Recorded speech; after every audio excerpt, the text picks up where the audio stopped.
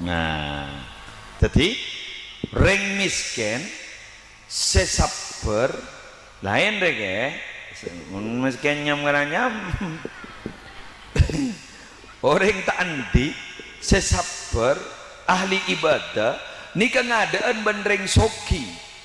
keng soki nikah soki majar zakat soki abajang soki apuasa soki ahaji keng soki tak jek lampuan mon lampuk jek lampuan lain boleh lain lu gelut neng gelut apa lain gelut nikah standar soki standar nikah pada Rabu orang seta endik nikah ngadaan jepon setengah hari ini bila berempat setengah hari bitongna wa huwa khamsuh mi'ati amin 500 tahun berarti saare konversi waktu sebedeng akhirat kudu berarti 1000 tahun jak sageng bekton inge propo mon bah masuk neraka ning saare kok saare berarti 1000 tahun Allah sambil bahadanya mungkin gelu mapas tak bahada bektona ini loh letak keadilan Allah orang beropo sekun Jumat ning sekejap setengah jam mau nikah ala ban bahot bana setengah jam oke selesai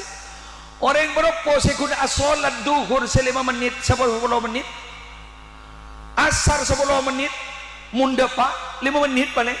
sampai sopu ternyata sekun sekejap gak bisa bitong 6 menitan ternyata gak binto belis nah aibuan tahun gue laku ning akhirat Allahu Akbar itu letak keadilan Allah tapi sebenarnya kejukan hati-hati bagi orang yang melanggar terhadap perintah Allah sejan guleban sambian ampun bersenang-senang meninggalkan perintah Allah sejan guleban sambian ampun berfoya-foya dengan memakan hal-hal yang haram ingat balasannya nanti juga ribuan tahun itu adalah letak keadilan Allah. Maka oleh karena itu orang selebur ala kau kebagusan berarti sebenarnya orang ni kebeni eman ke orang tapi hakikat ada eman ke abad tibi tapi mon orang selebur ala kau kecubaan kedua beni ingin aja ke orang beni ingin aja ke Allah beni ingin aja ke Rasulullah tapi estona ingin aja ke abad tibi kenapa? Karena estona Allah sebenarnya tidak butuh terhadap ibadah kita betul?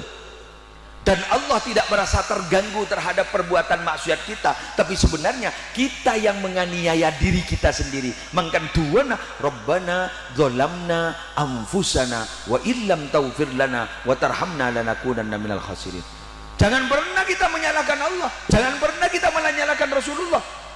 Allah ampun gak dito memberikan rambu-rambu Allah ampun memberikan penjelasan sejelas-jelasnya Nabi Muhammad ampun doa kisah tak bu ambu tapi gula ben sambian sekadang si melanggar berarti itu adalah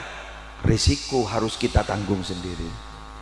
jadi pada banding parkiran barang hilang tanggung sendiri